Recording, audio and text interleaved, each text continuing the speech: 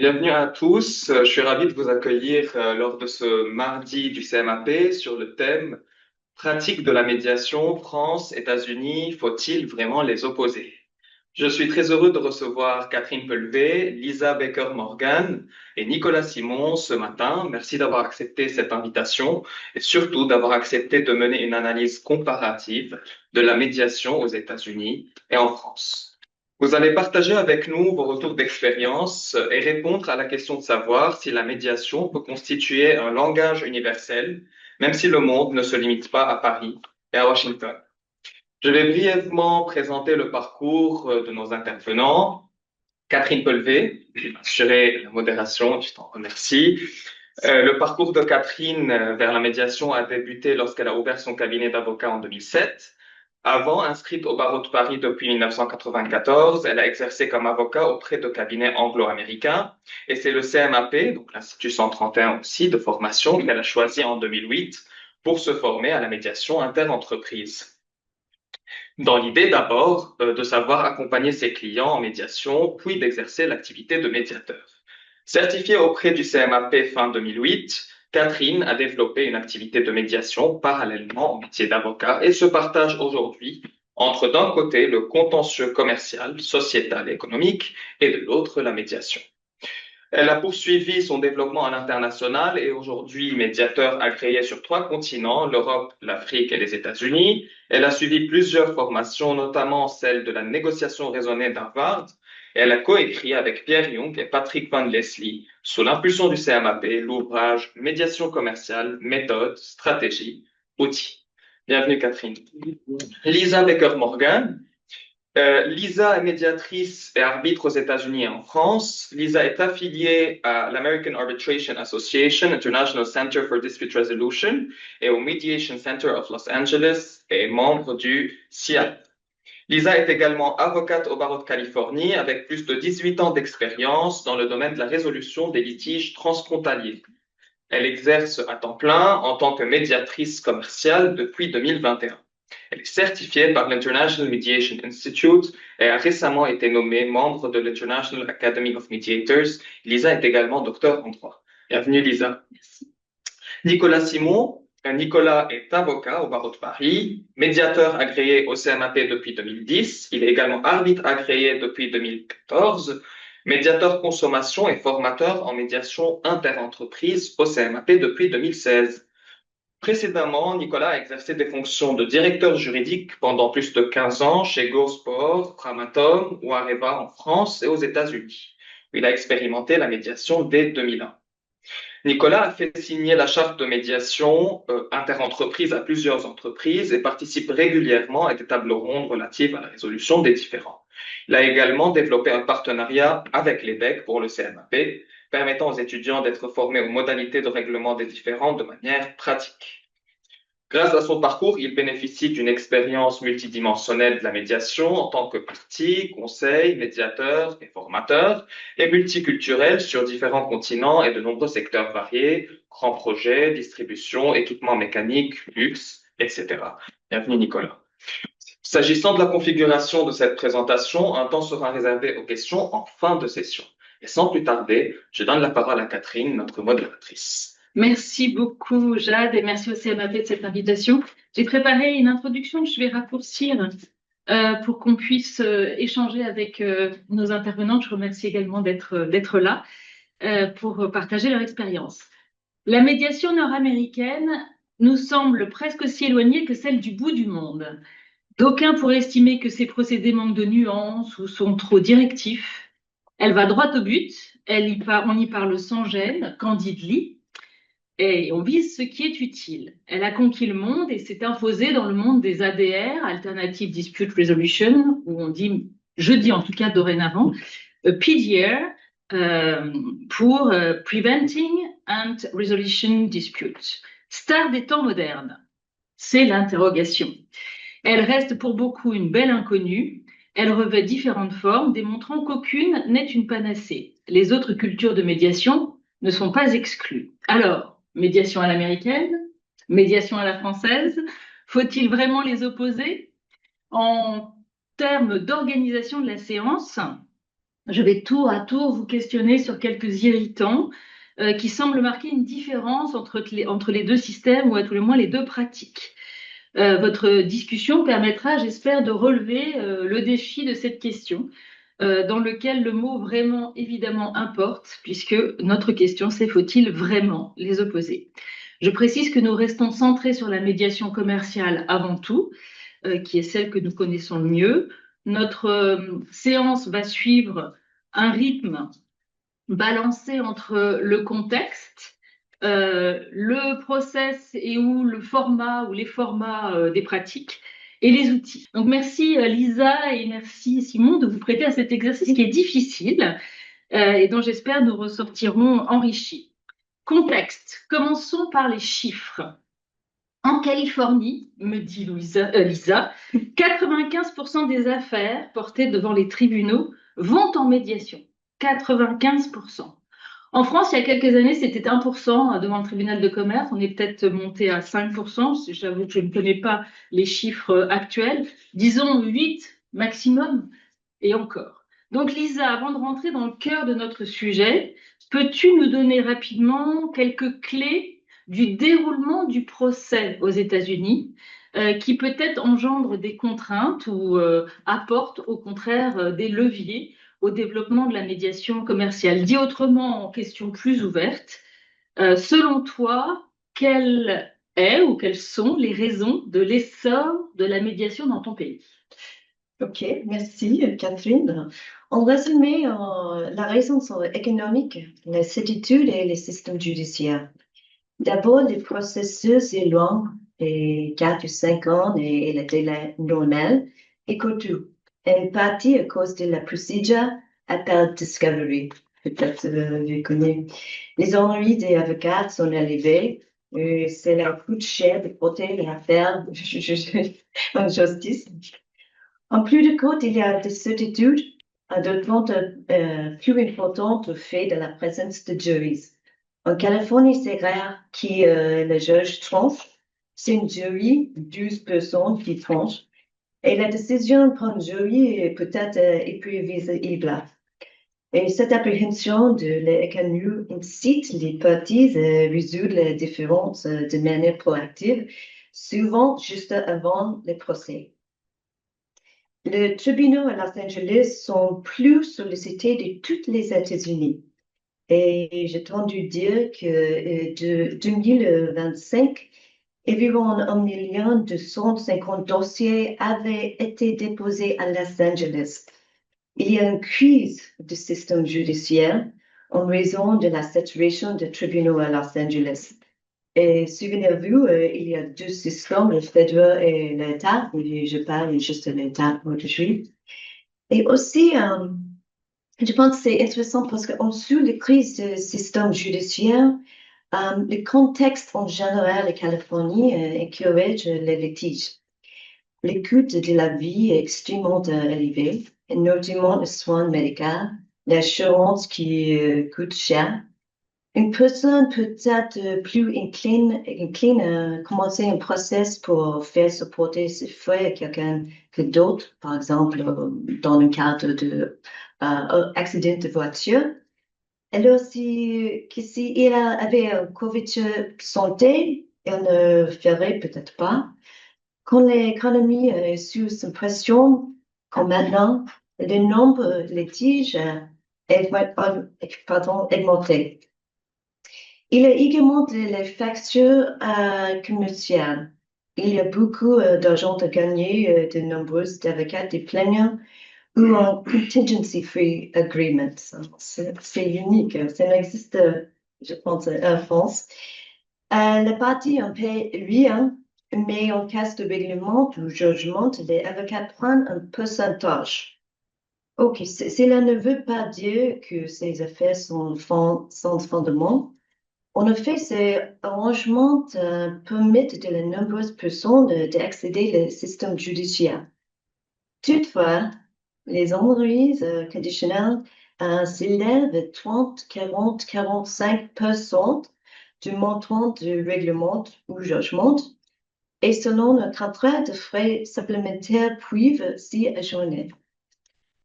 De 2022 à 2025, le nombre de dossiers déposés auprès de la Cour supérieure de Los Angeles est augmenté à 67%. Le plus le litige, le plus médiation est nécessaire. Enfin, récemment, le head judge, la tête de le tribunal, a dit que le Cour de Los Angeles va envoyer 3 litiges en médiation.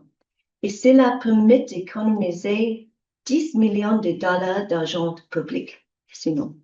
Ok, donc là, dans le contexte, si je récapitule, tu mentionnes comme élément d'essor de la médiation le poids économique du procès ou le coût du procès, l'incertitude liée à la présence des jurys dans toutes les procédures, la crise du système judiciaire avec le coût général à prendre en compte, le coût de la vie aux États-Unis et le facteur commercial que tu qualifies ou identifies comme étant les contingency fees, donc l'honoraire de résultat sur la totalité du contentieux qui fait que les parties, en fait, vont, ou plutôt les avocats, vont tout de suite enclencher le procès et que pour la partie, comme elle n'a pas d'honoraire à débourser à ce moment-là, ça lui coûte rien. Alors justement, si on descend un petit peu de niveau, comment la médiation dans ton pays ou dans l'État dans lequel tu pratiques, selon tes réponses, s'insère dans le système judiciaire. Autrement dit, est-ce que, et je pense que ce serait intéressant ensuite d'avoir ton avis, Nicolas, là-dessus, ou ton point de vue également sur la manière dont ça fonctionne en France, comment c'est imbriqué, la médiation et le procès? Ouais, ok. En général, dans le cadre de litige, il existe 2 étapes clés où la médiation est particulièrement indiquée. Le premier suit la réception des documents de information, mais avant le recours des experts, parce que les discoveries, c'est cher, les experts, c'est très cher. Et 2, juste avant le procès, parce que l'institut des jurys, le juge peut ordonner les médiations, mais c'est pas obligation. Peut ordonner la médiation si le montant de litige est inférieur à 50 000 dollars, et maintenant, et à partir de 2027, le montant serait à 75 000 dollars. Mais il y a un projet de loi examiné à ce moment qui prouve toutes les affaires civiles puissent être envoyées à médiation sans référence au montant ou au sujet. Le juge fixe une date à laquelle les parties doivent tenir la médiation. Le délai est laissé à la discrétion de la juge. Le juge a pouvoir de sanction. Par exemple, si une partie no-show, les autres parties peuvent réclamer le paiement de frais engagés. Il existe aussi une procédure appelée Mandatory Settlement Conference, ou MSC, qui déroule juste avant le procès. Il se déroule devant un juge chargé de la conciliation, qui n'est pas celui qui rend le jugement. La procédure est fortement évaluative. Notez pas plus tard. Les parties peuvent avoir un recours expert dans la médiation s'ils le veulent. La médiation flexible. Le juge n'examine pas le règlement. Celui-ci est confidentiel, mais il existe 3 exceptions. Peut-être à ce stade, on va demander à Nicolas déjà d'identifier pour rattacher à notre système ce que tu vois comme point de différence majeur ou point de ressemblance, enfin par l'angle que tu souhaites.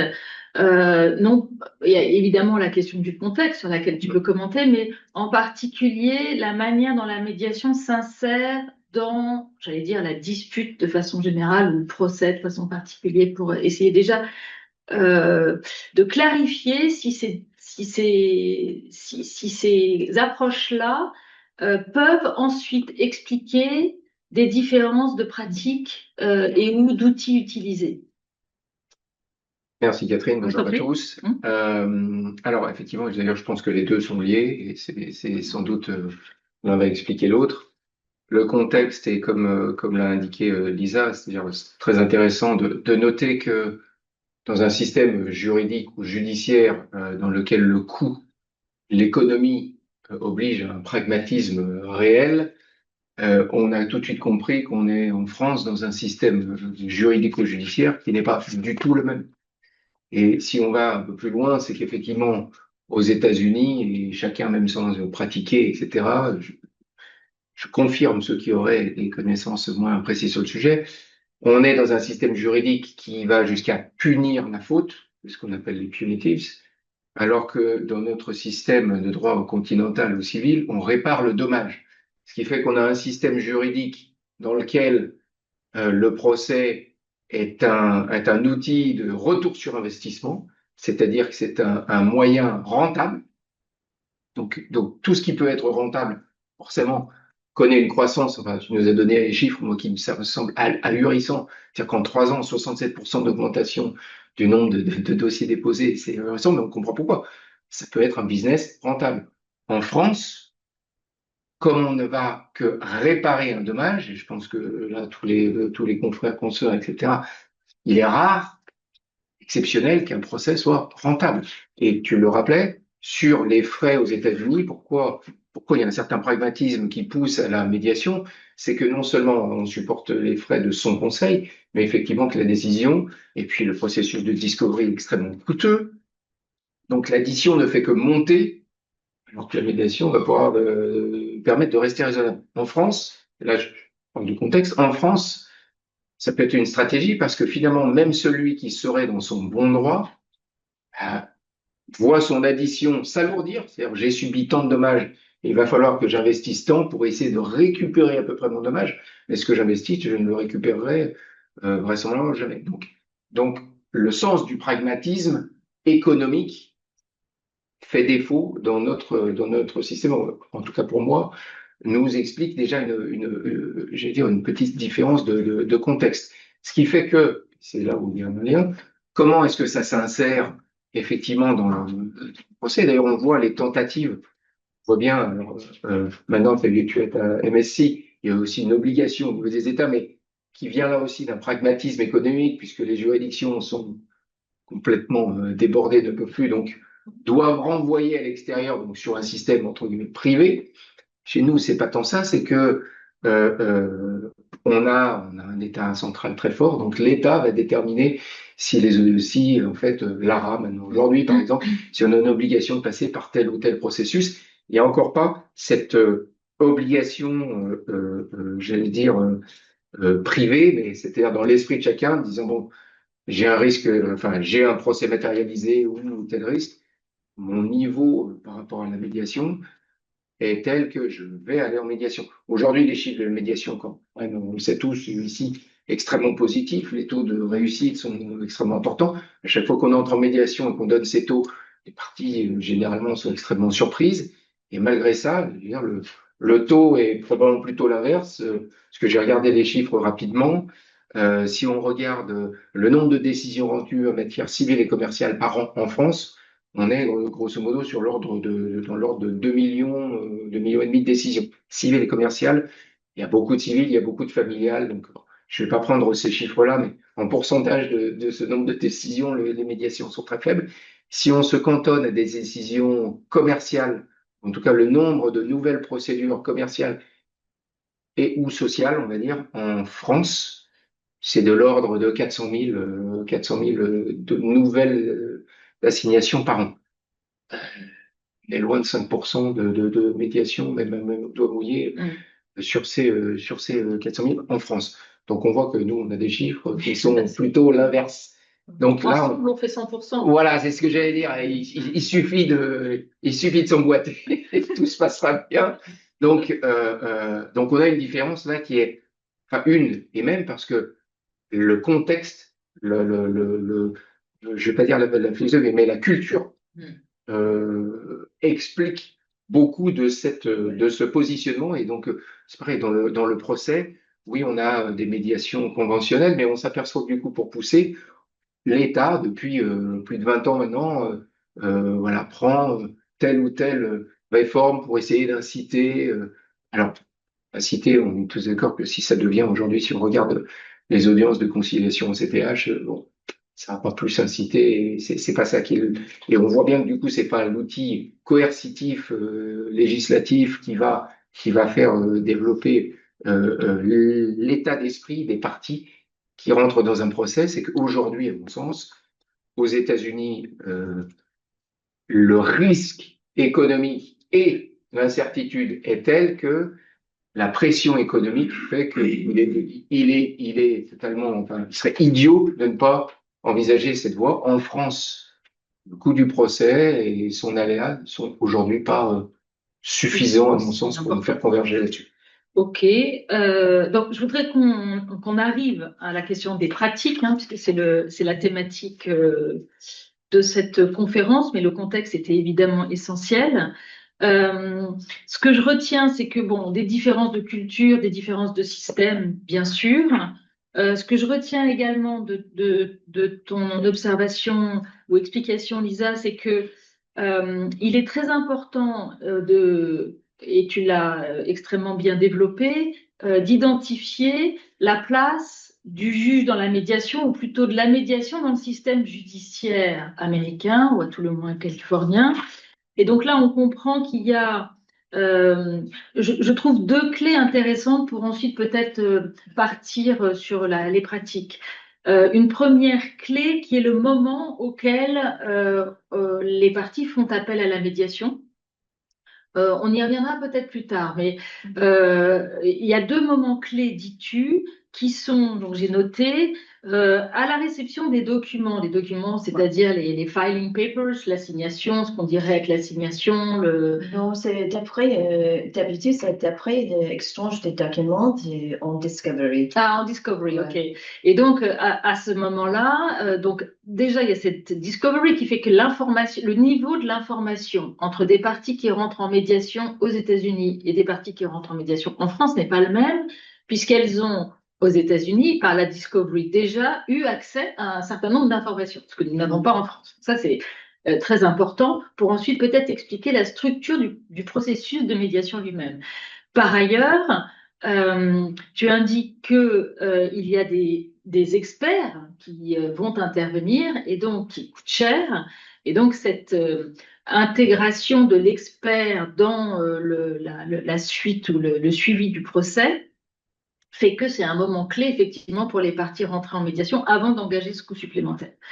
Euh, et, euh, et, et juste avant le procès, ça peut être de ce que je comprends, jusqu'au moment où on plaide. Et comme il y a ces jurys qui sont présents au moment des plaidoiries, il y a, comme tu le disais, relevé Nicolas, cet aléa judiciaire qui est accru, en tout cas perçu comme beaucoup plus important, et qui fait que la médiation se développe plus aux États-Unis. Alors, ça ne veut pas dire qu'il faut mettre des jurys dans le système judiciaire français, mais en tout cas, il y a ce constat. Et puis, c'est très intéressant ce dont tu parles, les MSC, Mandatory Settlement Conference, où on voit que le juge a là, dans ce moment-là, un pouvoir soit évaluatif direct, soit de confier à des médiateurs le soin d'évaluer, puisque ça s'appelle, puisque tu as parlé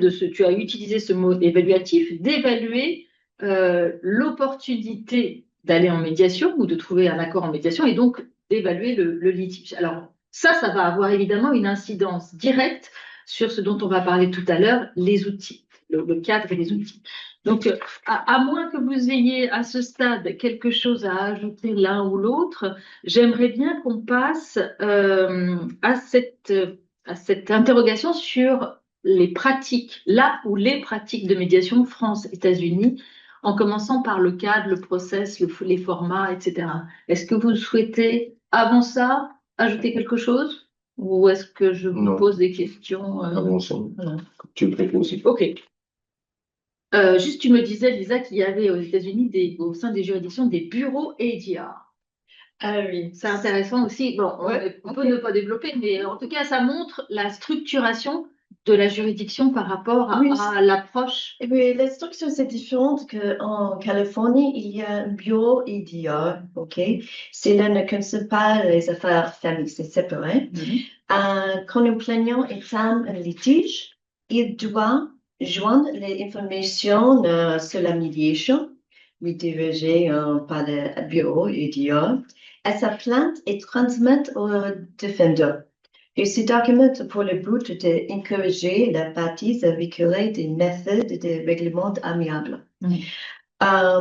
Et aussi, le juge peut orienter vers le cabinet aux médiation ayant conclu d'accord avec le tribunal qui propose des services de médiation à moindre coût ou gratuit. Et aussi, le juge n'a pas son avis à donner que sont les honoraires du médiateur. Ah oui, grande différence aussi. Oui. Intéressant. Ouais. Alors, donc je passe aux pratiques et donc on va organiser la discussion sur les pratiques à travers le process format d'une part et les outils. J'essaye de séparer ça pour qu'on y voit un peu plus clair. Donc, les pratiques ou le format, le processus lui-même ou le format de la médiation, évidemment, la question qu'on va se poser et à laquelle on ne répond pas tout de suite et à laquelle j'espère on répondra en conclusion de cette conférence, c'est peut-on dire d'une seule voix qu'il n'y a vraiment pas d'opposition finalement entre les deux modes, ou au contraire, va-t-on conclure que c'est très différent? Ce que l'on entend beaucoup, c'est que c'est très différent et que notamment, à la différence de la méthode qu'on pratique en France, aux États-Unis, c'est ce qu'on entend, hein.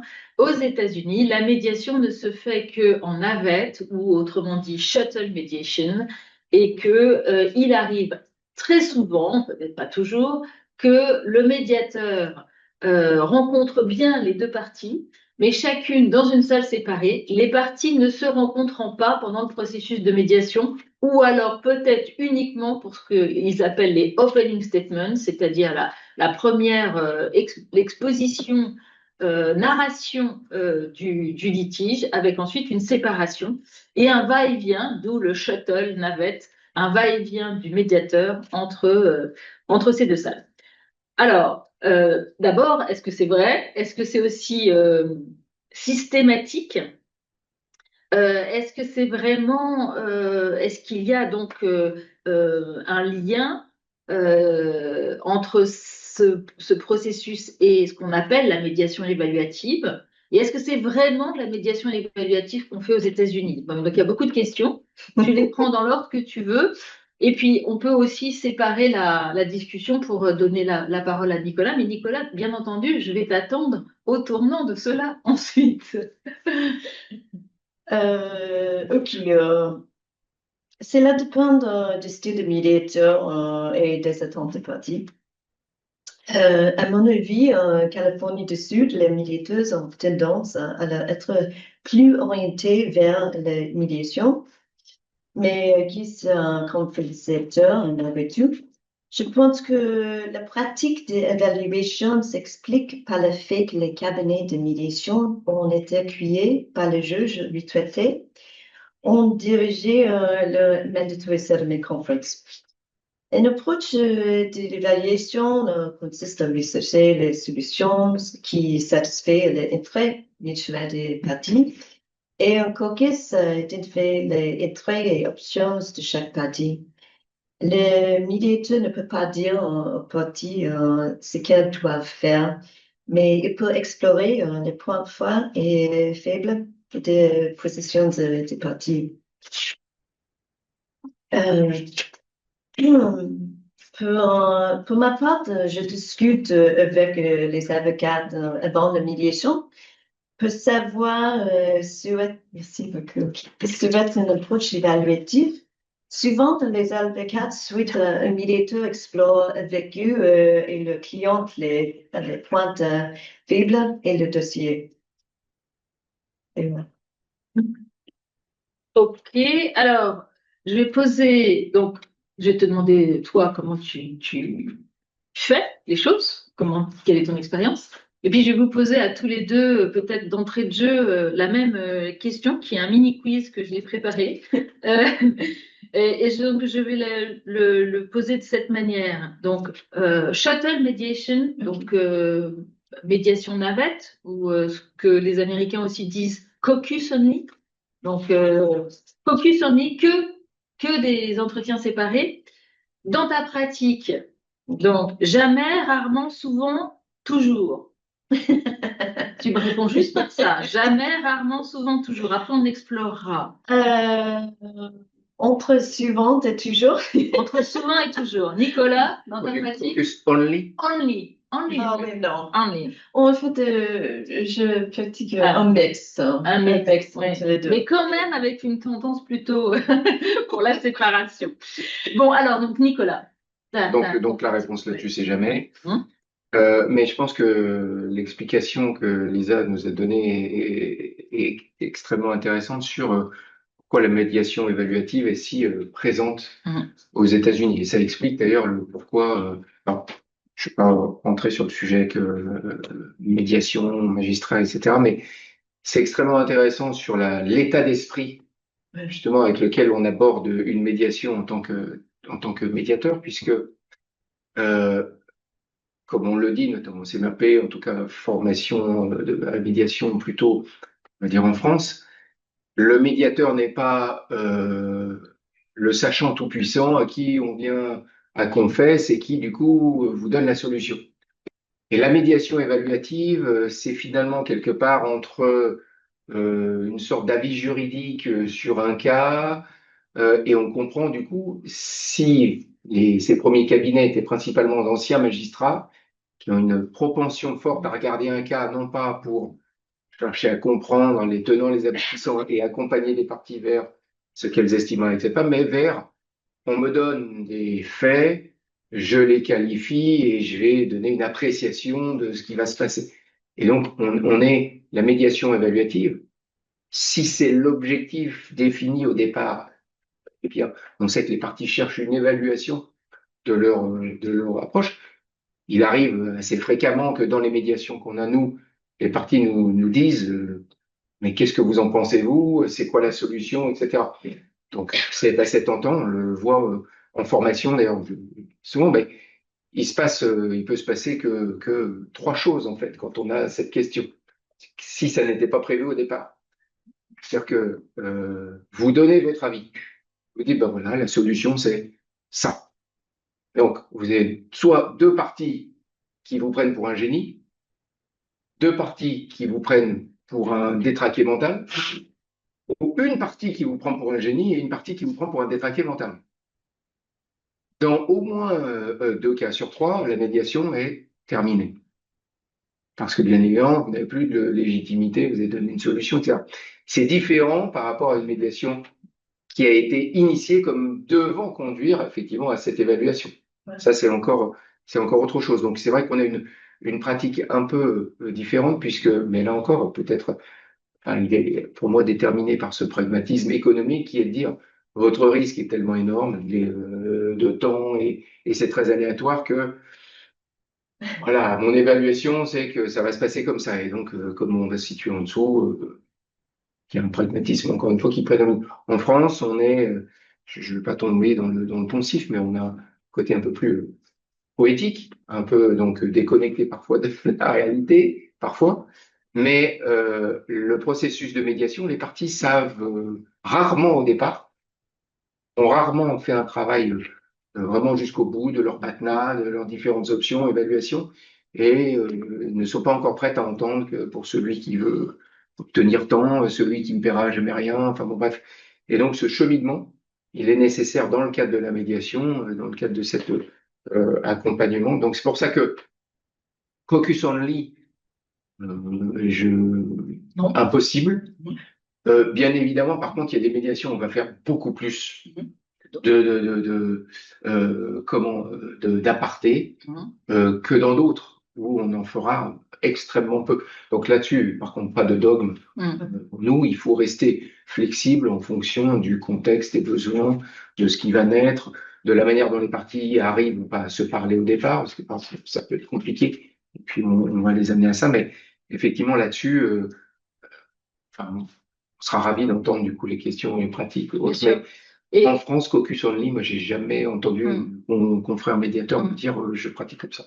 mais on va revenir sur cette question de l'évaluation avec dans les outils avec la proposition du médiateur. Mais peut-être ce serait intéressant quand même, parce que on oppose des styles évaluatifs, facilitatifs, transformatifs, etc. Mais en réalité, dans nos pratiques, on les mélange, ces styles.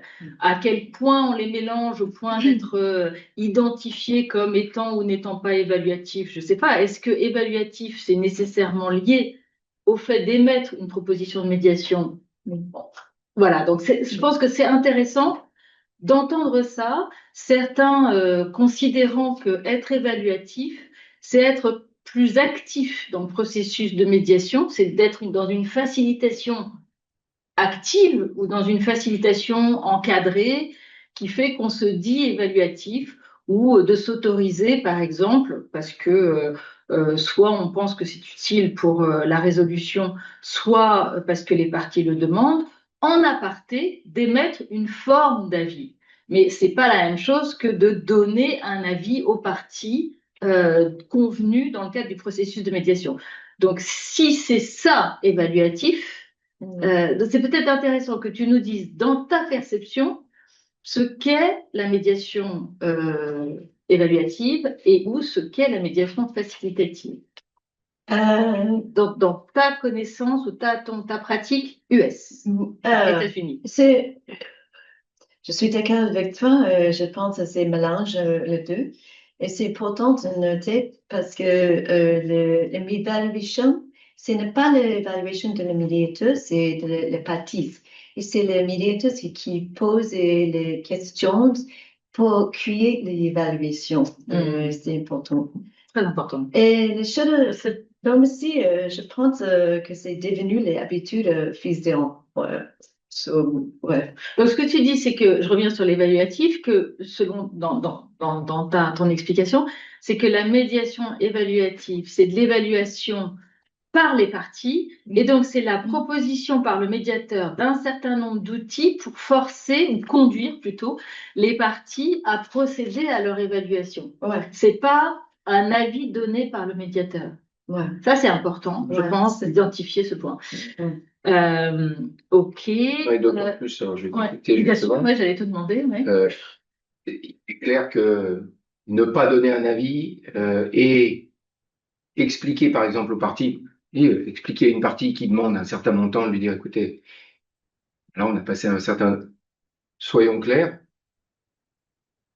vous n'obtiendrez pas 100% de ce que vous demandez en médiation, sinon on peut arrêter tout de suite. Oui, ça, on le dit dès le départ. Et voilà, et on dit à l'autre partie, vous n'obtiendrez pas non plus 100% de ce que vous, entre guillemets, refusez.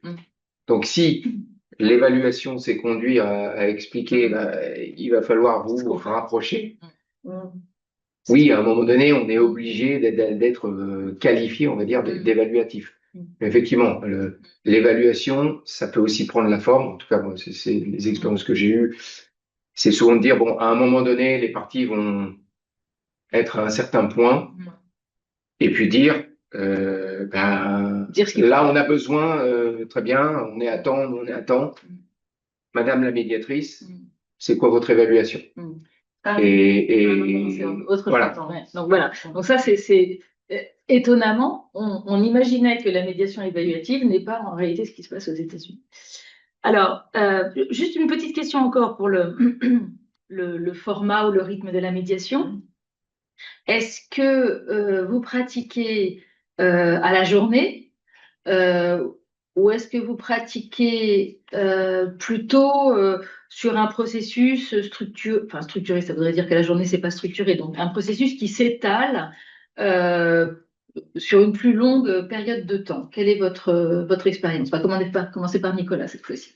Aucun dogme. Aucun dogme. Là-dessus. Donc, par contre, généralement, pour la première réunion, qui pour moi est le point de départ, de réunion séparée, effectivement, je fais en sorte que les parties prévoient une journée. Quand c'est vraiment très compliqué, que le contexte est délicat, ce sera à minima une demi-journée. En dessous, Non, c'est pas une réunion entre deux coups de fil, etc. Pour instaurer justement un contexte volontaire d'être ici pour ça et non pas de le faire. C'est 4 heures minimum, c'est de 4, 5 heures minimum, quand je leur dis demi-journée, je l'allonge, ou la journée, mais sans qu'il y ait. Alors, on a généralement quand même beaucoup progressé, mais sans qu'il y ait. C'est une journée et rien d'autre. Et à la fin, Donc tu dis c'est pour la première réunion. Voilà, c'est première réunion, donc il arrive que ça suffise. C'est pas 8 hours. Ouais, non, c'est pas. Voilà, c'est pas. On doit y arriver. Voilà. Alors, Elisa? Ah non, c'est différent en général en journée. Okay. Une journée. Oui, dans le cadre de médiation privée, les clients attendent des résultats concrets. Je trouve les parties ont généralement plus investi parce que les honoraires sont plus élevés. Et c'est le temps de ce que les litiges soient résolus une journée qui peut durer 8 heures, 10 heures, voire 15 heures. Ouais, c'est pas faux. OK. Et quelquefois, le cas n'est pas prêt pour la médiation. L'habitude, c'est parce que les parties viennent à médiation trop tôt dans les processus de litige, dans le cas de médiation judiciaire, ou avant le litige arbitrage en raison de la classe contractuelle. On est en séance de 2-3 heures qui sont conclues à la mise en place un échange de documents ou informations qui manque une préparation pour une deuxième séance. Il arrive parfois qu'un règlement partiel soit conclu. La deuxième séance serait organisée pour traiter le reste de l'affaire. Donc là, on a une belle différence. Ouais. Même si on n'a pas dogme de part et d'autre, c'est quand même des pratiques qui se différencient. Une qui semble, de ce que tu expliques, Lisa, résulter de la demande des parties. C'est-à-dire que les parties, nous dis-tu, souhaitent, veulent, espèrent un règlement en une journée. Elles sont dans cette optique-là. Oui. Et donc, ce sont elles qui poussent au format de 8 heures, 9 heures, 10 heures, peu importe le temps, mais le fait d'avoir en fin de journée un accord. Et donc, j'irai un petit peu plus loin dans ces cas-là. S'il y a un accord en fin de journée, il est pré-rédigé. Comment ça se passe? Il est signé? D'habitude, c'est créé ça s'appelle un term sheet. Okay. Et avec elle, les parties signent. C'est la femme. Et qui l'a rédigé? Juste le terme matériel. Et qui l'a rédigé? Oui. Le médiateur? Ah non, les avocats. Les avocats. Et toujours à la fin, les avocats et moi entrent en salle et je laisse les avocats écrire et j'ai noté si quelque chose est manque. Donc c'est un term sheet, donc comme un accord de principe. Oui. Et ce qui sera suivi d'un accord plus fourni, plus avancé, plus structuré. Oui. Et est-ce que la médiation prend fin à la fin de ce term sheet, au moment de la signature de ce term sheet, ou est-ce que la médiation reste ouverte jusqu'à l'accord? Non, à la fin, pour la plupart. À la fin de la journée. Oui, mais si les avocates ont une question plus tard. Bien sûr, c'est à disposition. Ouais. Ok. Et de ton côté? On a au moins un point commun là-dessus, puisqu'effectivement, alors même si ce n'est pas un term sheet, qui est signé d'ailleurs à la fin des réunions, quand on a un accord, on a un récapitulatif, mais autant il y a encore 15 ans, les conseils rédigés, j'ai eu cette salle même d'ailleurs, des conseils à l'issue d'une réunion qui, voilà, on est d'accord, donc en 3 quarts d'heure, on se met d'accord, rédige le protocole. Aujourd'hui, c'est inimaginable. Donc, il y a effectivement une phase après par contre, qu'il faut planifier pour s'assurer qu'on ne reste pas sur un term sheet, mais que tout est rédigé. C'est intéressant ce que tu dis. Donc tu favorises la conclusion, la signature en séance de cet accord. C'est pas signé. Non, ce sera pas signé. C'est pas signé. C'est pas signé. C'est récapitulé. C'est récapitulé de sorte que chacun est bien le même. Et est-ce que ta médiation prend fin à ce moment-là? Non. Voilà. Donc tu la laisses ouverte. Moi, elle ne prend fin que quand je reçois la copie de l'accord signé. D'accord. Quand tu reçois ou quand on t'informe de la signature de l'accord. Et la durée moyenne de tes médiations, ou plutôt pas la durée moyenne, C'est une bonne question. le nombre de séances moyen, le nombre de séances. Le nombre de... Alors, Moyen. je ne fais pas de statistiques, mais je peux dire que... La différence de Catherine peut lever. Je peux dire que j'ai souvenir d'une médiation, parce que justement, je me suis fait la réflexion. Il y avait un mandataire judiciaire, enfin bon, bref, un peu compliqué. On a dû faire jusqu'à 7 réunions. Oui, non, mais moyen. Et certaines, c'est une. Donc, Ouais. moyen, ça doit être 2, 2, 3. Ouais. Ouais. 2, 3. Qui font pas 8 heures chaque fois. Hein. C'est généralement, ça se réduit le temps. On a une première réunion. Ok. Et puis après, les réunions, enfin, et il arrive que la dernière fasse à peine 2 heures, voire soit uniquement avec les conseils. Enfin, Ok. Ça va vite. Alors, je propose, compte tenu de l'heure, il est 9h30. Donc, si vous avez des questions, vous les gardez bien pour la fin, en fonction des thématiques qu'on a posées. On y reviendra au fur et à mesure. Hein. Donc, je propose de continuer sur la question des pratiques, ou de la pratique de la médiation dans chacun de ces pays, ou des pratiques de médiation, en descendant un peu plus précisément dans les outils du médiateur. Donc, il y en a certains qu'on connaît déjà, d'autres qu'on connaît moins, qui nous viennent d'outre-Atlantique.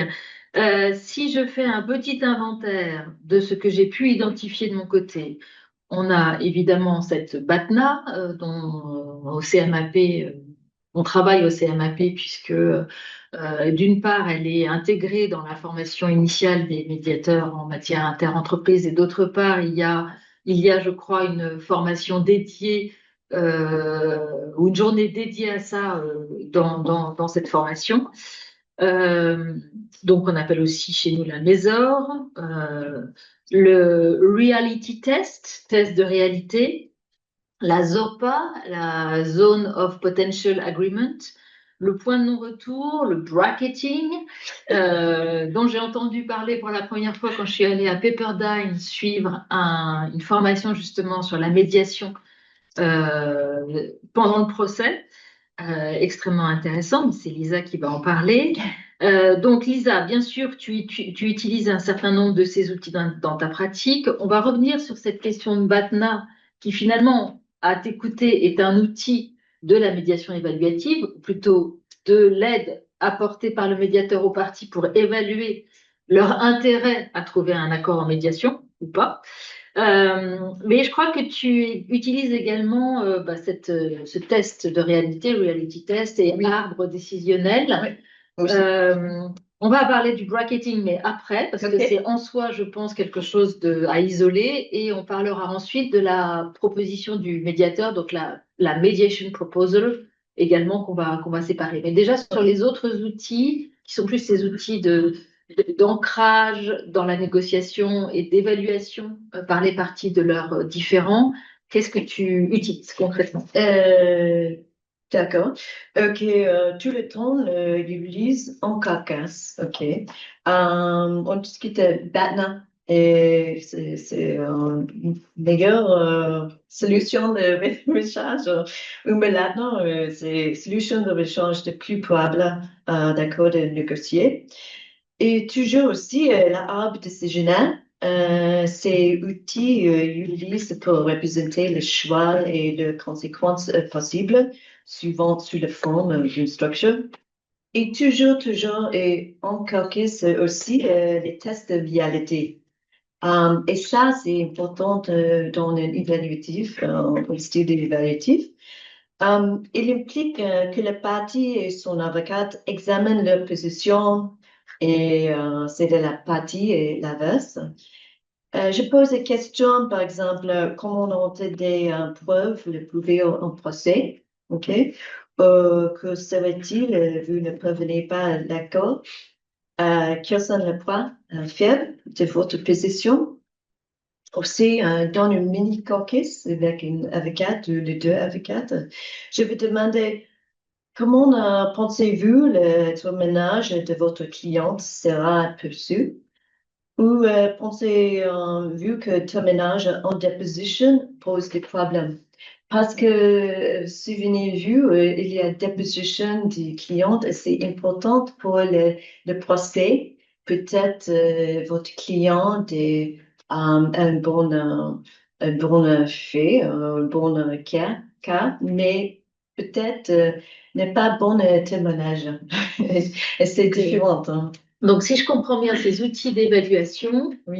que tu vas utiliser plutôt en aparté, en caucus, Mm. ils ont pour objectif, non seulement pour les parties évaluer sur le plan financier, économique, réputationnel, Oui. l'intérêt pour eux de trouver une solution en médiation ou pas, Oui. mais également de réfléchir à leur positionnement dans le procès. Et donc, c'est là où on en revient, on fait le lien avec le contexte, puisque s'il y a effectivement des testimonies des experts, des jurys, etc., évidemment, ça change l'impact, ou plutôt ça comment dire, conditionne un travail plus fort sur ce plan-là en médiation que, je pense, chez nous. Mais qu'en penses-tu, Nicolas? Alors, encore une fois, on voit qu'il y a comment, Des points fort de impact, oui, Oui. puis un fort impact culturel C'est ça. sur la médiation, puisqu'effectivement, les témoignages, et donc tout ce qui est deposition, cross-examination, etc., sont inconnus chez nous. Donc cette pression-là sur les personnes qui sont impliquées dans ces différends, etc., n'existe pas. Ouais. Or, si on est dans un différend Ouais. et qu'on doit être amené à venir raconter l'histoire, pas celle qu'on se raconte à soi, mais l'histoire telle qu'elle est, comme on dit, c'est jamais tout noir, jamais tout blanc. Et donc, c'est là où, effectivement, en fonction du travail des avocats, on sait que ça peut ressortir de telle ou telle manière. Comme on n'a pas ces aspects-là, moi, j'avoue que nous, c'est développé, c'est justement arriver à faire comprendre à chacun, parce que en médiation, parce que tout le monde est confronté à ça, c'est je ne comprends pas que l'autre ne me comprenne pas. Et sous-entendu, je ne comprends pas que l'autre ne comprenne pas que j'ai raison. C'est une évidence. Donc, et tout le travail pour nous, ça va être qu'on n'a pas ces pressions internes-là, c'est-à-dire de se dire oui, mais alors attention, parce que demain, devant le juge, mon histoire, c'est peut-être pas exactement comme ça, elle ne ressort pas pareil. Moi, c'est les outils de reformulation etc., pour permettre à une partie d'entendre l'histoire avec laquelle elle vit depuis un certain temps, de l'entendre au fur et à mesure différemment. Et donc, les outils de réformulation, de questionnement sont utilisés. Puis, quand on commence à bouger, moi, l'outil que j'utilise beaucoup, même si au début, les parties en souris, c'est en fait, à la fin de chaque réunion, on est de toute façon beaucoup plus près qu'on ne l'était au départ. Et donc, par ces constats, je fais en sorte que les parties, au lieu de se concentrer sur le chemin qui reste à parcourir en se disant on est quand même très éloigné, on va jamais y arriver, réalisent le chemin qu'elles ont déjà parcouru et se disent oui, mais j'ai déjà fait tout ça, donc je vais pas arrêter maintenant. Et donc, on leur dit, moi je leur dis toujours, oui, mais finalement, vous n'avez jamais été aussi proche. Et alors, sous un air relativement presque Surpris. ouais, voilà, surpris et puis presque ironique, les parties. Et d'un coup, réalise, mais finalement, oui, on est déjà beaucoup plus près. Et donc, c'est ce type d'outils par lesquels elles se mettent elles-mêmes, entre guillemets, dans un schéma de on va y arriver. Ce que tu dis est intéressant pour raccrocher effectivement à la manière dont on développe le processus de médiation en France ou en Europe peut-être. Ce que j'entends, c'est qu'il y a des outils qui sont communs, la BATNA, le test de réalité, les questions d'ancrage dans la négociation, etc. L'arbre décisionnel, pourquoi pas, pour aider les parties en tout cas à identifier les différentes causalités ou explications de leur dispute, si on veut sortir du terme juridique. En revanche, ce que tu identifies très bien, Nicolas, comme étant cette absence de pression sur les personnes, qui nous conduit à avoir pour elles le besoin de ce que chacune entende l'histoire de l'autre, à tout le moins l'écoute, fait que on se réunit pour cela en plénière, puisque c'est en plénière que ce travail et de narration et d'écoute et de reformulation par le médiateur et donc de passation passe. Et voilà, c'est, je crois, très intéressant pour différencier les pratiques. Alors, si on s'attache, au moins pour comprendre ce que c'est, au bracketing, Oh est-ce là, que tu... ok. Ah, bon, alors, on peut... Il est quelle heure? Il est 36. Ok. Si peut-être tu as un exemple ou en concret. Il existe plusieurs Oui, façons de procéder. Ouais. Bracketing, c'est un outil pour sauter une passe, réduire l'escalade. D'habitude, ça marche comme ça. Par exemple, OK, un plaignant est 100 000 dollars, OK, et le defender est 10 000 dollars. Le plaignant peut proposer de réduire sa demande de 80 000 dollars si le defender accepte d'augmenter sa contre-offre à 30 000 dollars. Et notez que le point median worst est le même ici, OK, 55 000 dollars. Il ne faut pas faire le bracketing trop tôt parce que le nombre, le chiffre doivent être réels et se passe après une vraie négociation entre les parties. Si une partie estimait que le chiffre vendu par les autres parties est gonflé, ça passe. Trop important. Oui, Gonfler dans le sens. oui. Ouais. Le parti va proposer un autre bracket qui modifie le point médian. Ça s'appelle double bracketing. Et voilà. D'accord.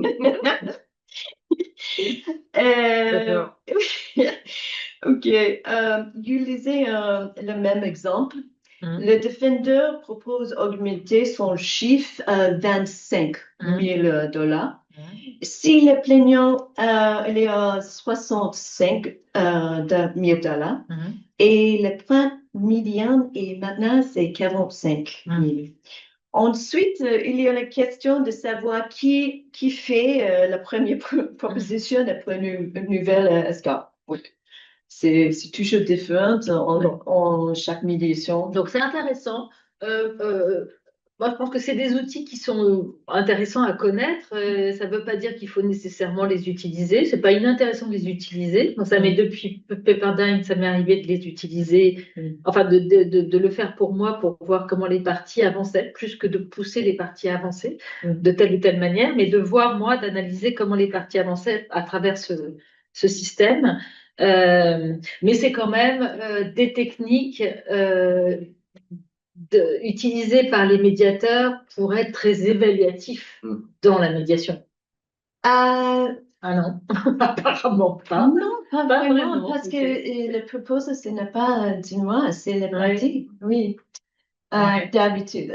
Ouais. Non, mais je pense que ce que Catherine veut dire, c'est dans le sens de, je vais dire, enfermer, c'est-à-dire de dire aux parties, maintenant vous êtes dans ces limites-là. Et c'est un petit peu, mais c'est ce que tu disais, c'est un outil à manier au bon moment. C'est-à-dire que si on commence sa médiation, qu'on dit, bah, vous demandez 10 millions et vous voulez payer zéro, voilà, non, c'est pas ça c'est pas ça la position soit réelle. Et voilà, c'est en ce sens, je pense que ça peut être évaluatif dans le sens, le moment auquel le médiateur le suggère de l'utiliser, c'est rentrer dans, j'ai évalué qu'on était sur, en gros, l'écart qui va nous permettre d'y arriver. Mais après, ça reste le travail des parties, effectivement, de choisir de faire ce montant. Voilà, c'est ça.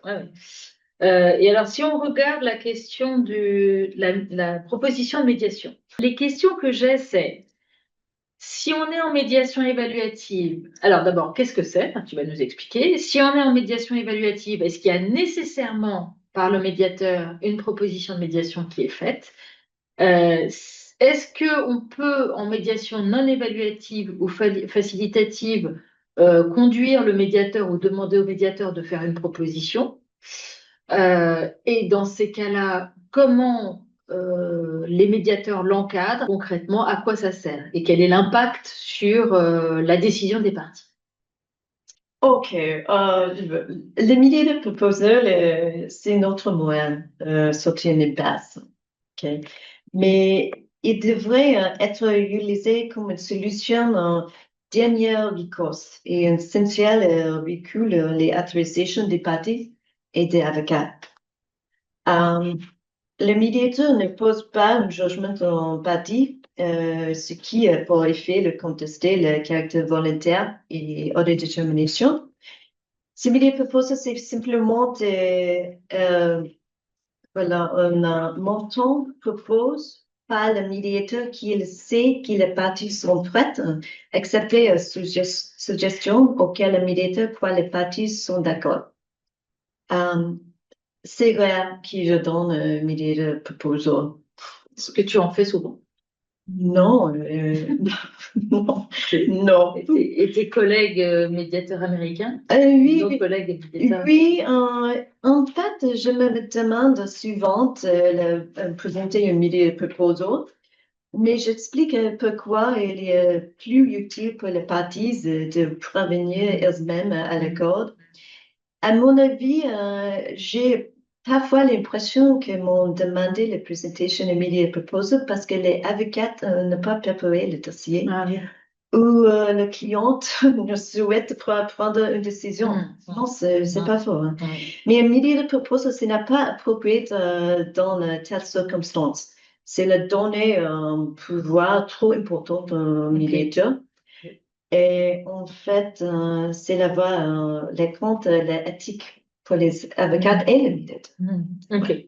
Donc, développer, mais pas tellement dans ta pratique, pour moyen pour sortir d'une impasse, à utiliser en dernier recours, à utiliser avec beaucoup de précautions pour notamment laisser les parties continuer à être responsables de leur décision, d'une part, ou de leur accord, ou de leur sortie de médiation, et pour ne pas non plus froisser certaines règles de déontologie qui concernent le médiateur. Qu'est-ce que tu en penses? Donc là, on se rapproche sur la médiation qui est dans le sens où, c'est ce qu'on disait précédemment, ça va dépendre de ce qu'on met derrière évaluatif. C'est évaluatif, c'est un médiateur qui est un peu plus suggestif vers les orientations de solutions que facilitateur. Alors, ok, on va appeler ça évaluatif, mais voilà, faire une proposition d'évaluation, et moi c'est ce que je disais, c'est-à-dire que à partir du moment où on a donné, tiens, on est conscient si on fait ça que c'est la fin de la médiation, d'une manière ou d'une autre, avec accord ou un désaccord, j'allais dire solidifié, parce que là il y a une partie qui va se dire, voilà, on sait tous que la solution c'est celle-ci, puisque le médiateur il a dit ça, et l'autre qui se dit ce système c'est n'importe quoi, donc j'en ferai plus jamais, etc. Donc on va avoir cristallisé pour moi un conflit. Donc c'est voilà, tu le dis en dernier recours, moi j'aurais presque tendance à dire ça n'est pas le dernier recours, c'est justement ça n'est même plus une solution parce que c'est le dernier recours, c'est la fin pour tous entre guillemets. C'est la fin du médiateur, c'est la fin de la médiation et c'est peut-être la fin de la médiation à tout jamais pour tous. Donc mais voilà, je suis content d'entendre que ça heurte aussi un certain nombre de règles, tu as mentionné, déontologiques. Lisa est très, très française. Aussi. Ah oui. Ouais. Alors, on ouvre les questions. Donc, Jade, peut-être je vais prendre une question ici. Moi, je suis étonné que vous n'abordiez pas la question du success fee, parce que peut-être que je me fais une idée, mais je croyais qu'aux États-Unis, il y avait plus de success fee pour le médiateur. Est-ce que vous Le souhaitez... success fee, je fais pas, non. Je connais pas une personne, une médiateur fait une success fee, c'est pas éthique, vraiment. Je me permets de réagir, je partage tout à fait ton avis. Le success fee, je pense qu'il ne faut pas qu'on confonde le success fee d'un conseil dans un tel cadre, et l'accord avec son client, et d'un avocat. voilà, d'un avocat, et la tentation, bien évidemment, du success fee du médiateur de dire, bah, finalement, moi je suis médiateur, médiatrice, et moi j'ai 100% de taux de succès. Donc quand les gens ont la chance de m'avoir, versus un médiateur qui serait à 65%, eh bien, ils devraient payer plus cher parce qu'ils vont avoir un succès. Moi, j'ai une réponse très très simple là-dessus. Si vous venez me voir en médiation et que de toute façon, on est, comme c'est prévu, dans le cadre d'un accord qui est, entre guillemets, vous avez un nombre d'heures, les parties peuvent s'arrêter quand elles veulent, donc il y a un tarif à l'heure. Voilà, on s'arrête au bout de 2 heures, au bout de 72. Voilà, ce sont des heures, qui est succès ou pas. Mais si vous venez voir et vous me dites, ben voilà, si on se met d'accord, vous toucherez 1 million, vous comprenez bien qu'on a tout de suite un conflit d'intérêts, et moi, je ne vous laisse pas sortir de la salle tant que vous n'êtes pas d'accord. Et peu importe la teneur de l'accord. Non, mais pour revenir sur le point de Lisa, le success fee est éthiquement la négation totale de la mission du médiateur. Donc ça n'existe pas. Ça n'existe nulle part. Ça ne veut pas dire que un certain nombre de médiateurs ne le font pas. Est-ce qu'il y en a aux États-Unis? C'est ça ma question. J'ai bien compris. Ce que disait. Je sais pas, j'ai tendu de dire qu'un médiateur peut-être, mais c'est pas éthique, c'est pas éthique. Oui. D'habitude, les cabinets d'EDA, C'est pas la pratique la plus courante. Ah oui, Voilà. Mais ça ne veut pas dire que ça Non. existe Voilà. pas. Si on me dit il y a 1% des médiateurs plus pratiques, c'est ça la réponse que j'attends. En tout cas, c'est apparemment pas ça qui explique la différence de pratique de Ouais. médiation. Ouais. Pour reboucler sur votre question et sur le thème de On est sur un point plutôt commun. Après, Ouais. pas parce que ça existe que finalement ça Non. correspond à quelque chose Je qui. croyais qu'il y avait une pratique. Oui, non, mais c'est- ouais. Il y a clairement une pratique de contingency fees ou C'est success que- fees oui, pour les avocats. Les avocats Bien sûr. seulement, Alors pas que- le médiateur. Pas en Ouais. France, mais C'est pas vrai. sur la totalité Oui. de l'Europe. Alors, bon, vas-y. Oh Oui. non, non, non, d'habitude, Non, pas les médiateurs, les honoraires, c'est par jour, pas demi-jour. En médiation privée. Ouais. Si une médiation judiciaire, c'est gratuit ou paléa et moins que ça. Ok, alors, question, on fait une alternance salle en ligne ou non? Oui, ceux qui sont en ligne peuvent lever la main ou écrire directement sur le chat. Je pense qu'on peut. Est-ce qu'il y a d'autres questions dans la salle? On peut continuer. Pas de question. Il y en avait une autre quand même. L'implication du médiateur dans la signature du protocole final, elle est la même. Enfin, il ne signe pas le protocole aux États-Unis non plus. Le protocole d'accord. Non, moi, jamais. Ouais. Vous avez une question. Alors, est-ce que vous pouvez faire passer le micro? Bonjour, je suis Arnaud Daffy, je suis médiateur aussi. Quelle est la différence fondamentale et ce qu'on ferait dans la médiation entre guillemets à l'américaine avec tout simplement la négociation assistée, enfin, entre négociation assistée et médiation, parce que même la technique du bracketing, ça ressemble à de la négo en fait, Bien sûr, c'est un simple entre guillemets, et ça amène la question sur quelle différence fondamentale dans ce contexte on fait entre négociation et médiation. Alors, votre question, c'est comment on compare la négociation raisonnée ou la négociation pas nécessairement dans le cadre raisonné de Harvard d'une part et la médiation à l'américaine, c'est ça? À l'américaine. Je crois que c'est pour toi. Ok, la négociation. En fait, est-ce qu'il y a une différence, selon toi, dans la pratique pour les parties si je comprends bien la question, dans leur pratique, est-ce que les parties sont différentes aux États-Unis lorsqu'elles font de la négociation directe ou lorsqu'elles sont en médiation? C'est ça votre question? Ok, la médiation. À quoi tu sers, quoi? À quoi tu sers? En tant que médiateur. C'est un peu la question. Ouais. Ok, les négociations entre les parties Direct. directes, parfois. En fait, je pense que c'est plus difficile pour le médiateur, c'est envoyer les offres entre les deux, 2 salles, 3 salles, 4 salles, ça marche comme ça. Mais pour la plupart, ça passe comme ça, avec le caucus, les chefs de diplomatie. Et dans le procès suivant, je rejoins les parties et les avocats et dis OK, parler directement, c'est plus facile. Je voudrais être sûr que j'ai noté le chiffre, etc. Exactement. Ok.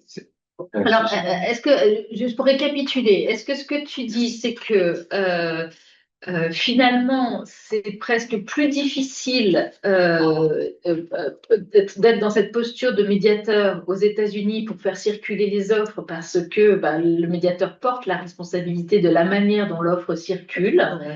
Ouais.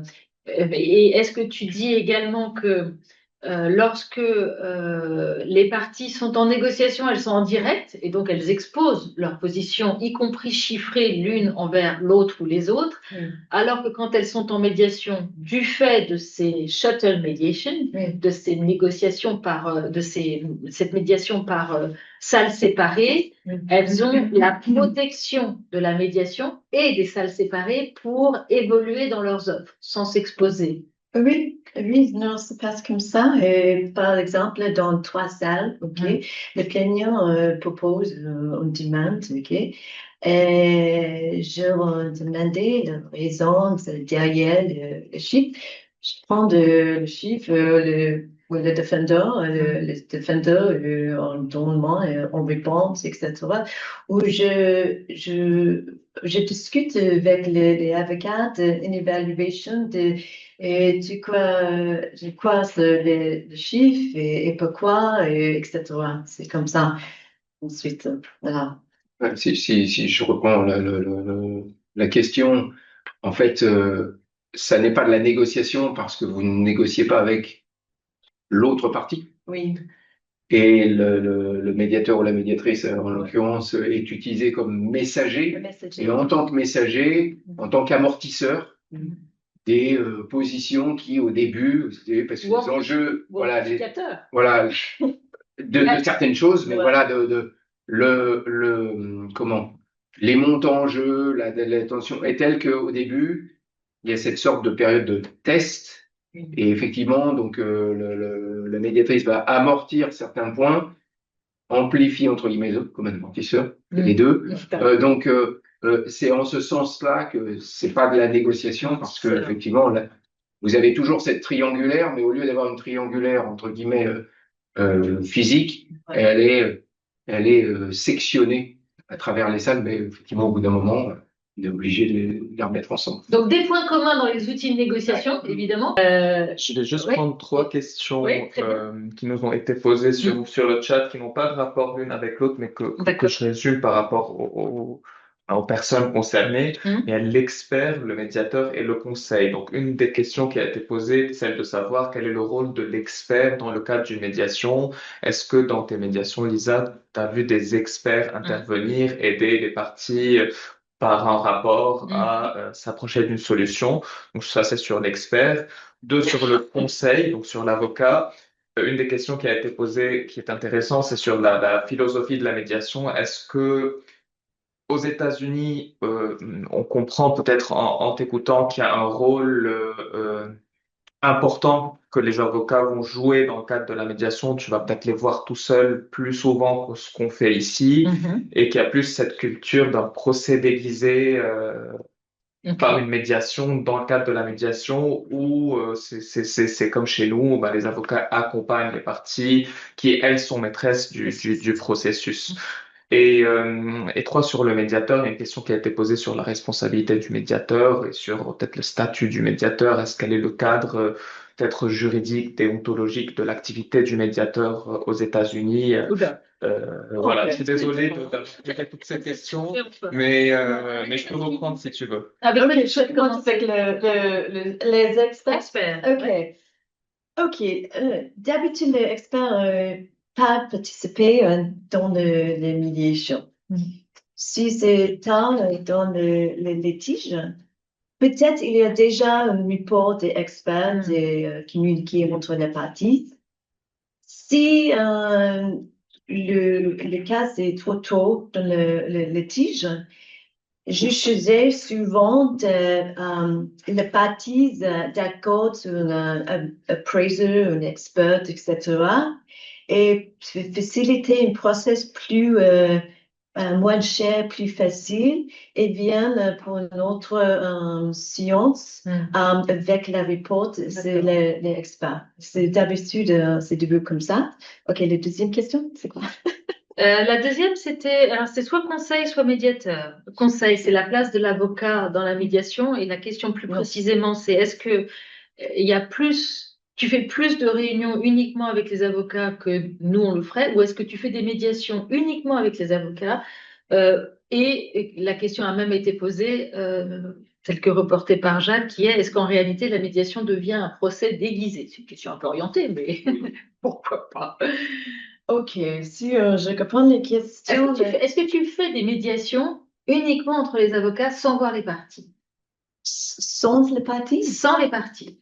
Comme un mini caucus ou pas? Comme un mini caucus, sauf que jamais tu vois Oui, vois jamais les parties. oui, je fais un mini caucus tout le temps dans les processus de médiation, bien sûr. Donc pour les avocats, quand il n'y a que les avocats, ça s'appelle mini caucus. Oui, c'est un mini caucus. C'est juste, par exemple, je fais sur la diplomatie et j'ai une question particulière pour les avocats. Peut-être, je veux pas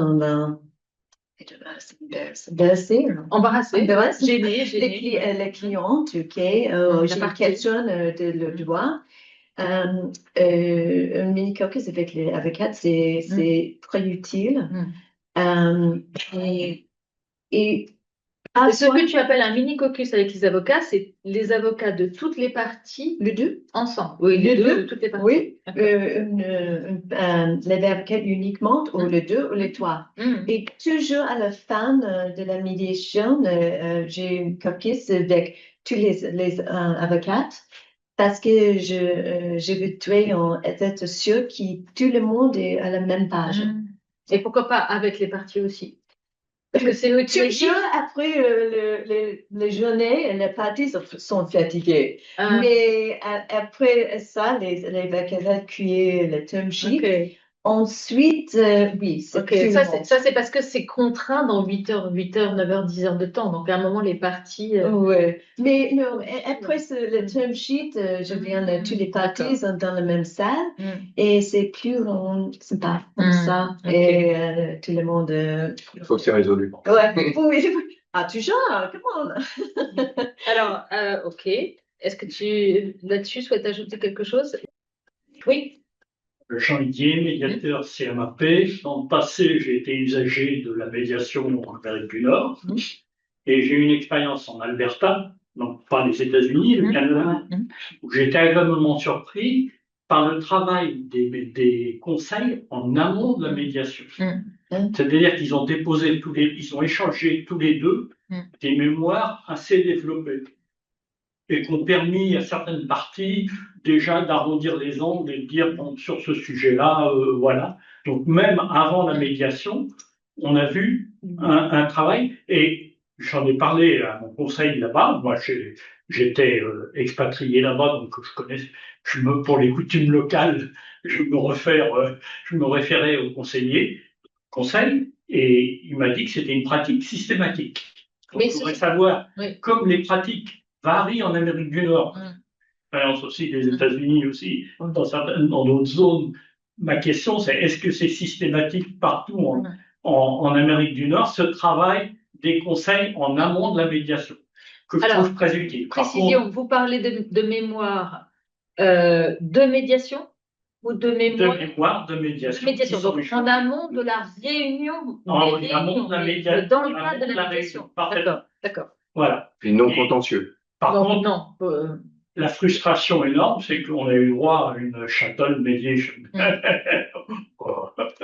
Alors donc, documentation, toujours donc protégée par la confidentialité de la médiation, mais avant de voir les parties, qu'est-ce que tu reçois? Qu'est-ce que tu lis? Je te poserai la même question. Avant la médiation? Avant la réunion, oui, avant la réunion de médiation. Oui, toujours, je réunion avec les avocats et peut-être avec les parties de préparer le processus pour la médiation pour plus efficace. Je pose les questions, les problèmes relationnels. Oui, mais là, je parle de rapports de mémoire qui sont échangés avec les parties. C'est-à-dire tout le avec monde, les parties. Ah oui, voilà. Protégé Oui. par la confidentialité de la Oui, médiation. bien sûr, Oui, ouvert ah, par- c'est sûr. dans le cadre de la médiation. je demande les avocats de préparer un mediation brief ou C'est un ça. mediation statement toujours. Mm. Et je demande aussi un exchange parce que c'est mieux quand les parties, les avocats connaissent les autres. Mm. Mais souvent, il y a résistance à ma demande et pas tout le monde le fait. Mm. Mais oui, j'ai toujours demandé exchange le plus. Ouais. C'est un point très important sur la préparation Mm. avant la réunion de médiation. Oui, Là, exactement. vous avez une réunion pour se préparer à la médiation qui Oui. n'est pas encore la médiation. Oui. Donc, on arrive à la Ouais. médiation déjà. Ça, c'est pas une réunion, c'est des C'est- échanges entre les parties, Oui. il y a leurs conseils. Voilà, Mais c'est- elle ne se réunit Ouais. pas avec toi. Non, mais c'est quand même c'est quand même dans le cadre de la médiation. Ouais. Qu'est-ce qu'on attribue à médiation? Est-ce que Mhm. médiation, c'est la réunion plénière où le médiateur rencontre les parties, ou est-ce que la médiation, c'est tout le processus dans lequel s'inscrit, notamment des échanges, une réunion préparatoire avec les avocats et ou les avocats et les parties, des réunions de médiation, des réunions séparées, préalables, etc. Donc Les c'est briefs, c'est évidemment systématique. Dans toute médiation, tu demandes des briefs en avance. Oui, tout le temps. Systématique. Et c'est plus important avec les Shadow Caucus, ouais, Ouais. parce qu'il n'y a, Il y a pas pas d'Internet de- conversation. Mm. Et oui, je dis les avocats ici, il y a fait confidentiel, dites-moi un autre Mm. document. Mhm. Oui, c'est mieux que ça. Ah ouais, d'accord. Ouais. Alors, toi, qu'est-ce que tu reçois, qu'est-ce que tu lis? Je t'avais dit que Alors, tu poserais la mais Qu'est-ce encore que une tu fois, demandes on est dans l'aspect culturel, ce que vous évoquez d'ailleurs est plus proche des procédures participatives chez nous. Mais encore une fois, pourquoi on procède comme ça sur le continent nord-américain? Parce que de toute façon, il y a la discovery. En fait, il faut bien comprendre Bien sûr. que dans notre système, les preuves, je mets de côté l'article 145, etc., qui est important en lui-même, mais bon, dans notre système, les preuves, c'est les documents qu'on a et qui seront produits par l'autre. Mm. Mais ceux que l'on a, c'est-à-dire que les preuves, on ne peut pas aller dans un système américain. Je sais quand on a parlé avec mes collègues, ils me demandaient comment on pouvait faire un procès sans discovery. Mm. Les preuves sont celles qu'on va aller chercher en face. Donc chacun sait et ça devient criminel si on supprime des serveurs, des données, etc. Donc ça devient extrêmement spécifique. Donc tout va être partagé. Donc tous les mémos internes qui disent il ne faut surtout pas leur donner, tout ça va être partagé. Donc la culture du fait que bon, on va mettre car moi j'ai tout ça à faire valoir, l'autre va tout ça à faire valoir. Bon maintenant rencontrons-nous. Ça c'est une culture qui existe et qui peut prendre place côté nord-américain. Chez nous, tous ces mémos entre guillemets, il y a peu de chances qu'ils soient produits, très peu de chances, voire très peu de risques, on va dire plus précisément. Donc cette culture-là n'existe pas, donc à ma connaissance, mais moi je suis ouvert à ce que tout le monde nous fasse partager de leur expérience. Les conseils vont pas en France d'emblée vont dire bon alors on a tout ça qui est pas bon, hein, on va le produire et puis comme ça on va pouvoir discuter. Ça ne va pas arriver. Donc dans les médiations, moi j'ai eu peu de cas dans lesquels les conseils ça arrive, mais dans lesquels les conseils ont déjà beaucoup échangé. Ça m'est arrivé récemment, avaient beaucoup échangé, et d'ailleurs avaient fait une sorte eux-mêmes de bracketing, puisque j'adore ce sujet, et avaient eux-mêmes circonscrit, avaient dit donc maintenant il faut qu'on aille en médiation, parce qu'on n'y arrive plus, on en est là. Et ça s'est très bien passé, mais c'est assez rare. Mais encore une fois, ça vient du contexte de la culture juridique, à mon sens, que l'on a dans le pays plus que la médiation. Et du coup, moi, avec ce contexte-là, j'avoue que je dis aux parties, si vous voulez m'envoyer, enfin généralement, je parlerai au conseil avant qu'on fasse une réunion plénière, parce que j'ai besoin que tout le monde raconte son histoire et les parties en ont besoin, je demande ou pas. Mais je leur dis, si vous m'envoyez quelque chose, parce que certains vous disent, voilà, j'ai 3 jeux de conclusion, non. 2 pages maximum. Encore une fois, nous, on est dans l'optique. Le médiateur n'est pas là pour avoir analysé le dossier. On ne fait pas du shuttle pour aller poser des questions précises. On n'a pas d'a priori. Et quand on se verra, vous allez me raconter l'histoire. Et là, on va travailler ensemble. Et si vous m'envoyez un mémo, l'homme m'envoie un mémo, je vais poser question. Et le béton, pourquoi il faisait tel épaisseur? Et si, et là, et là. Et donc j'arrive, j'ai déjà un avis sur la question et je ne vous écoute plus. C'est pas des mémos des parties vers le médiateur. Non, j'ai bien compris. Et les mémos qui sont Entre les parties. aussi entre les parties. Oui, mais après les parties, les conseils disent, je peux vous envoyer ça, moi en tant que médiateur. Donc, Bien sûr. moi je dis, Non, mais je crois j'en ai pas besoin. qu'effectivement, ce que souligne l'intervention en réponse à votre question, c'est que l'accès à l'information n'est pas le même. Alors, est-ce qu'il y a une autre question? Parce que peut-être sinon on va conclure. Oui? Oui, la notion de Preventing Dispute Resolution, c'est-à-dire que moi je crois que un avenir de la médiation, c'est effectivement l'anticipation des conflits. Vous avez bien expliqué qu'en France, le recours à la justice, c'est pour réparer un dommage, quelque part c'est après coup. Et si on veut promouvoir, et je crois que c'est tous notre but, la médiation, moi je cherche le takeaway parce que j'admire le processus américain, j'aimerais qu'on le transpose un peu en France, et pour faire grandir en maturité peut-être les entreprises, enfin nos médias, il faudrait peut-être qu'ils soient plus dans la prévention. Est-ce qu'il y a des idées sur le preventing? Et puis j'avais une deuxième question dans la question, est-ce que vous avez géré l'un ou l'autre des conflits entre une entreprise française et une entreprise américaine? Parce que justement, c'est intéressant, il y a la double culture des deux. Merci. Alors, qui a envie de Moi, je peux commencer sur la prévention. Vous avez raison, c'est quelque chose que je partage et dont j'ai discuté avec le CMAP et qui a commencé à travailler dessus je sais pas, il y a une dizaine d'années. Cet aspect prévention, puisque vous avez raison, c'est presque déjà trop tard. C'est ce qu'on a appelé à l'époque, mais ça a commencé à prendre un petit peu, c'est la médiation de projet. C'est-à-dire que avant que alors je ne vais pas rentrer dans l'explication de quelle forme ça peut prendre, etc., mais effectivement, la médiation pourrait intervenir avant.